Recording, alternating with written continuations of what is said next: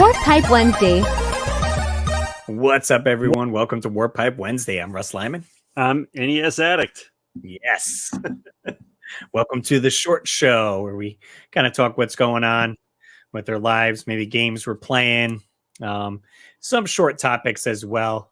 People definitely said they enjoyed the new format, a little bit of new stuff and some retro stuff. Since we're talking new gaming, you were mentioning last episode, we were talking about Metroid Dread. So that was a newer game on the Switch. So that's right. Not necessarily all retro stuff on Warp Pipe Wednesday, but should be fun stuff. I'm still working on Metroid Dread. You haven't beaten Raven I was Beak playing yet? it today. No, I haven't had a lot of time to sit down with him. So I finally have gotten past his first form. It took me forever to realize that when it goes into those segments where you're responding to the flash with doing like the parry move or whatever, that I need to start shooting. So I just kept parrying and I would never start shooting it. And then, so once I finally did that, it progressed, and I finally got to the second part where he grows his wings. And because I've watched YouTube, I know there's 3 parts, so it drives me crazy the fact that I can't even get to the third part yet. But so there's still some work to be done. But maybe after we get off here tonight, if I'm not too tired, I'll go down and give it a few shots. Yeah, I said it definitely took me a while to beat him. I was going at it for probably an hour or two and just trying repetition. You die, you go again. Okay, a little bit further. Right. It's like, all right. But I don't see a spot in when he has the wings where I can do the parry move. There's no flash to indicate that you need to hit that button to raise your arm up and react to his attack. So yeah, I said it's been a while since I beat it, so I'll have to watch some YouTube videos and get some more tips and see if I can't do it. And the other thing that I struggle with is when I'm doing the what's it called? Not the space jump, but the screw attack, because you have to screw attack around him when he's got his gun out and he's shooting, following you. Yes. Sometimes I can do it perfectly, and other times it's I get to the top and I don't know if I'm not timing the button right, and I land on his head and take damage. And also, I wanted to ask you this: since you beat him, did you get all of the energy tanks? I don't think I did. Yeah, no, I don't think I got all of them. All right, that gives me hope then, because I definitely don't have them all. I have about 10. Yeah, it's definitely doable. It takes some time, but you can definitely beat them. Sweet. All right. Well, that's my challenge. Maybe next week I'll come back to you with successful. You'll check in, yeah. Beat Metroid. Yeah, I've been playing God of War on PS5. Usually get about an hour in every night or so. Do one mission or whatever. So slow going. There's a lot of side quests I could do, but I'm probably not going to get tied up too much with the side quests. Just get that main story out of the way, and then if I want to continue playing, maybe I can go back and do some side questing. But you're enjoying that pretty good? Yeah, it's definitely a different pace, and it's great how they had this in the other game too. There's basically no load screens in the whole game. They hide the load screen, so you're not sitting there waiting for something to happen, essentially. So that's super cool. And I love the navigation system where they have your main gameplay, and then up above, right up top, it has markers, and you could have main story here and something else, and it gives you a clock, or whatever, it's 600 feet to this, and then you keep, you line it up to the middle like a compass. So if you keep going 600 feet in this direction, that's the quest or whatever you're on, you're going to get to. Gotcha. Yeah. So it makes it super easy. So you can see the main quest, and you're like, oh, well, I want to do that side quest. It's only 200 feet off this way, and you can line it up and go. And that's so much easier than playing Breath of the Wild or Tears of the Kingdom, where you have to put the markers and just follow the beam of light, and you're sometimes you lose it, and you're you got to keep checking the map. Am I flying in the right direction? And I'm this would have been so much easier. Yeah, that's one thing that I keep getting annoyed about on not Super Metroid, but Metroid Dread is right before you fight Ravenbeak, you have to go up this elevator, and every time I have to keep going up the elevator, and then it goes to this part where the computer's filling you in on what's going on. You have to start the plus button, the minus button, to skip that, and then right into the fight, with Ravenbeak. So I don't know. I guess it's a minor annoyance, but I just want to get to the fight. Yeah, right. Once you die and you're want to try again, you're I want to go back again. That's right. Yeah, I was also playing. I don't know if I mentioned last episode the game Battle Kid. I I feel like you might have mentioned that. I mentioned it. So I got a little bit further. I had live streamed it the prior week and I was stuck on this one part. And like every night after that, I was playing the one part I had gotten stuck on. And it took me like 3 days to like finally get to that next checkpoint. And I have been holding off to play it because I had ordered some like new Joy-Cons that Hori make for my Switch. Nice. They have yet to show up. So I'm waiting on that, unfortunately. What's special about those Joy-Cons?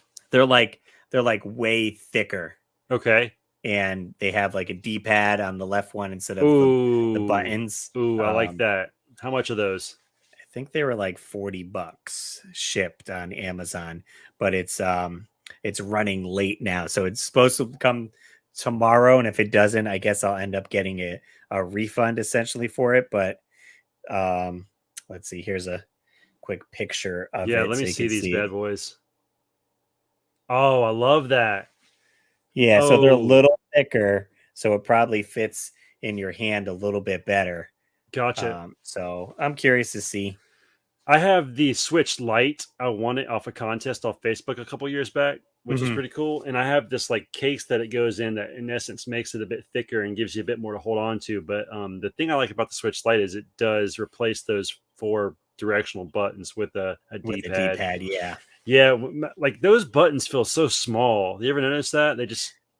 It's like I get what they were going with, because then there's like, okay, if you take it off and you each want to hold the Joy-Con and play a game, right? Like, okay, but like it should have been like, okay, the launch Joy-Cons are that, but then all the other Joy-Cons they make sure just have the D-pad. Yeah, because it's just, I don't know, and being like a full-grown adult, like your hands are huge, you know, so like holding the Switch is really uncomfortable.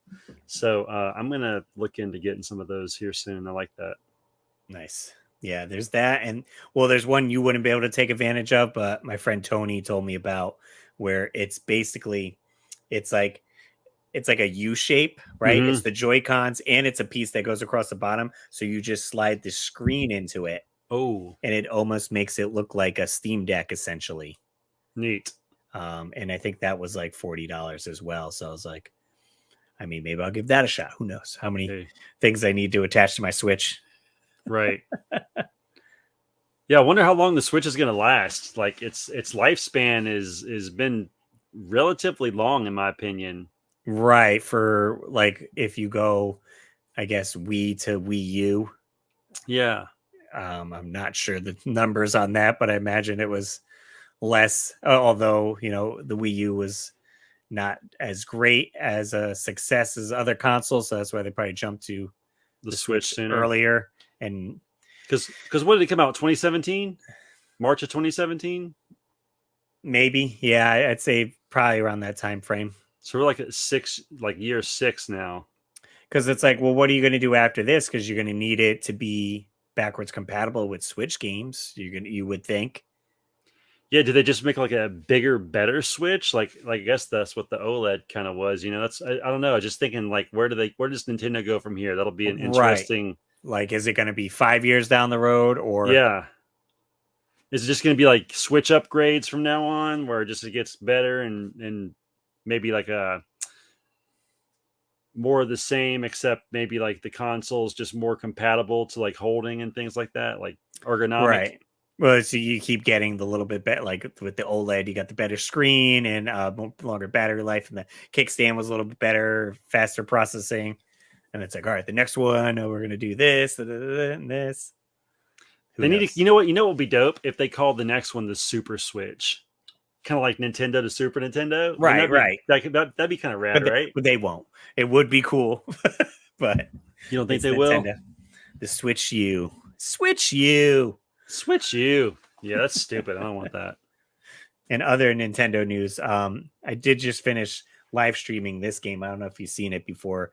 It's called Full Quiet. This is a new NES game for the original NES, put out by Retrotainment. It's like an adventure style game. I've streamed it a few times before on my YouTube channel. There are a few videos of it. I did do a full like review video on my YouTube channel. Just look up Full Quiet. Full quiet.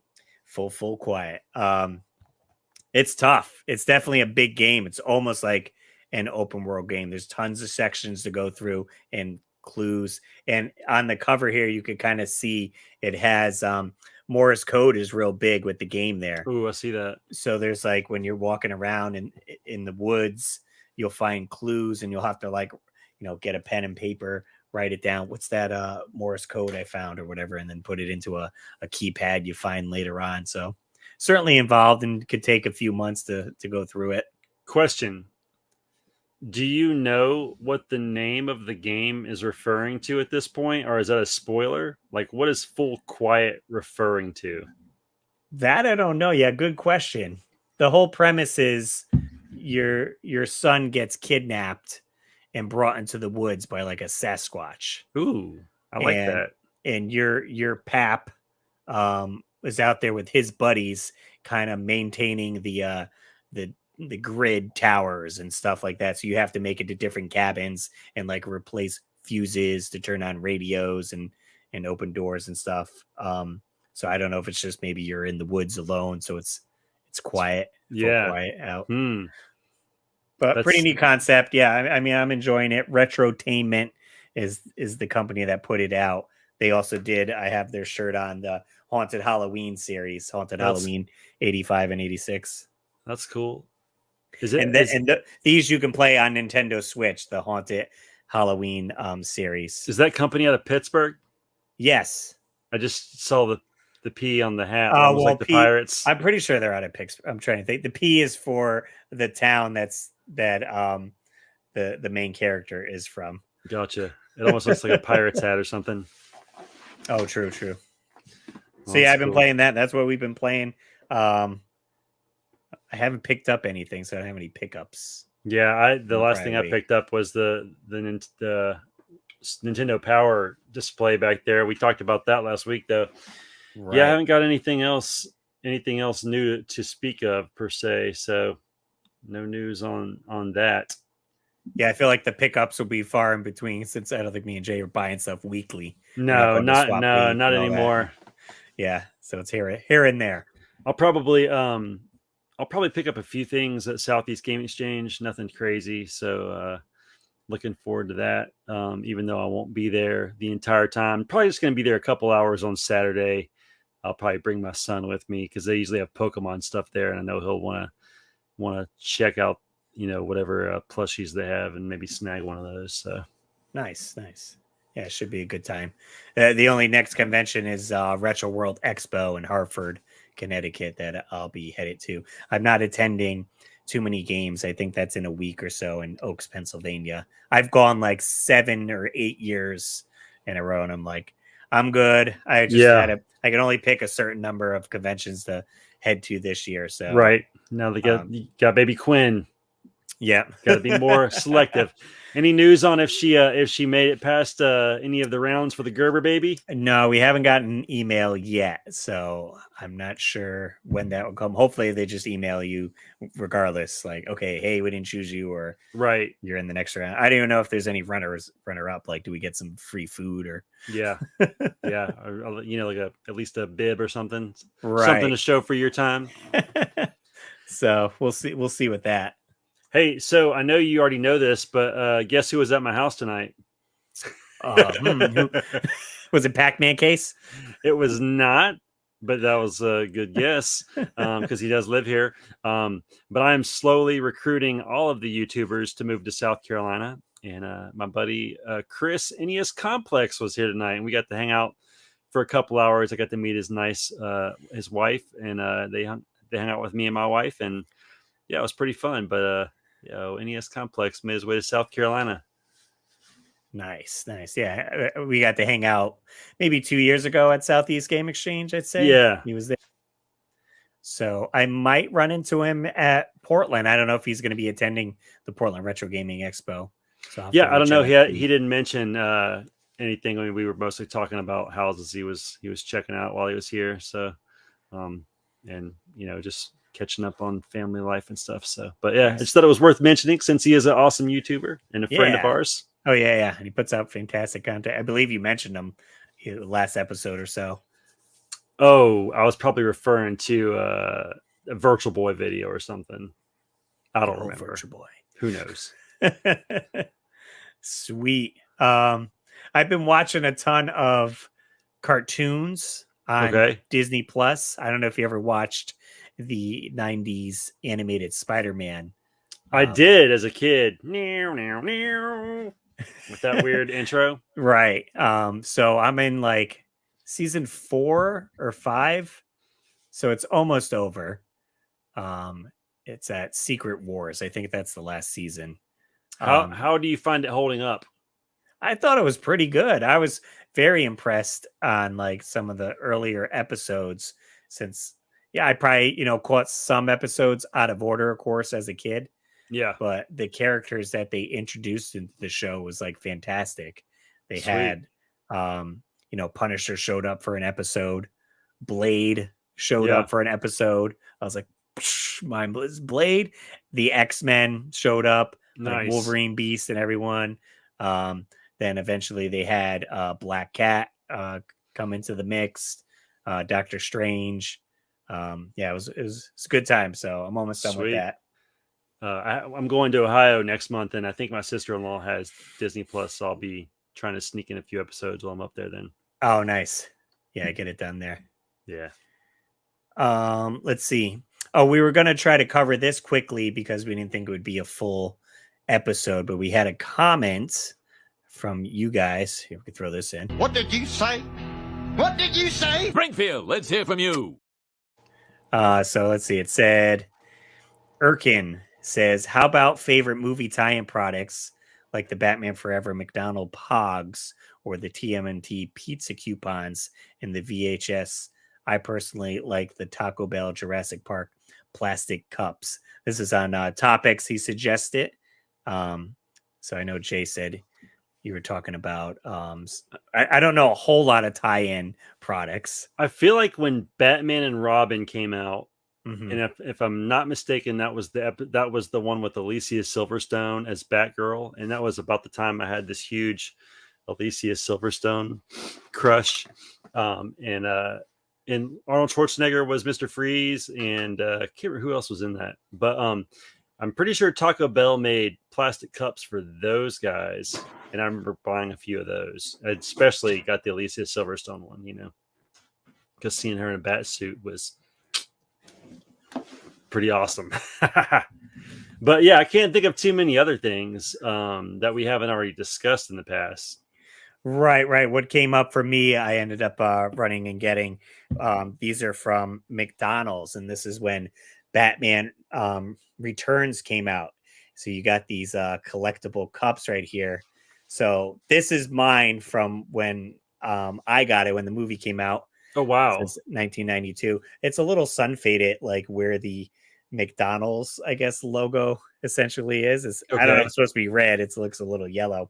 But I also ended up getting this one here with the penguin, and I do have like Catwoman as well. But these are pretty, nice. they're like plastic cups. You can almost get it like a movie theater. Those are pretty similar to the ones from Taco Bell, actually. And what I think was really unique was the lids. Is a Frisbee? Is basically a Frisbee. It's a little hard to see. One of them's like glow in the dark. One of them's black. Ooh, but it says, what does it say on the Frisbee top? something? Frisbee bat disc. That's sick. So 2 for 1. So you can take off your little guy here and toss it around, play with it outside. So that's you got cool. a little toy and you got a drink cup. I said I do have a Catwoman one, and the only other ones was it's all Batman related. I do have the Batman Forever again at McDonald's had the glass mugs. Oh yeah, I've seen those before. So I think I have one of those. So you know what? As you were talking, I remembered something that I was very fond of as a kid that I don't know if we've ever touched on. But in 1992, when Home Alone 2 came out, Hardee's had Home Alone 2 Happy Meals, and the boxes were Home Alone 2 themed, and inside the box was a little paper cutout of like Kevin or Harry or Marv or the Pigeon Lady, and you can Okay. kind of set up these little scenes. And I have a video of my dad taping me that Christmas getting my new Super Scope 6, and on my dresser you can see how I have them all set up with the boxes. And they also had Home Alone 2 cups, large cups and small cups that came with the Happy Meal. And I remember I had them all set up, like stacked up like a pyramid. And finally, they had 4 separate posters. One was Kevin, and he has like his hands on his face and a yellow background that says "ah," like all behind him, like going constantly. The other one was like the Statue of Liberty doing that. And then there were 2 more, but at one point I had all of them sealed in the tubes, and I don't know what the heck happened, but apparently after my dad passed away, when I moved, they got misplaced. And I used to store them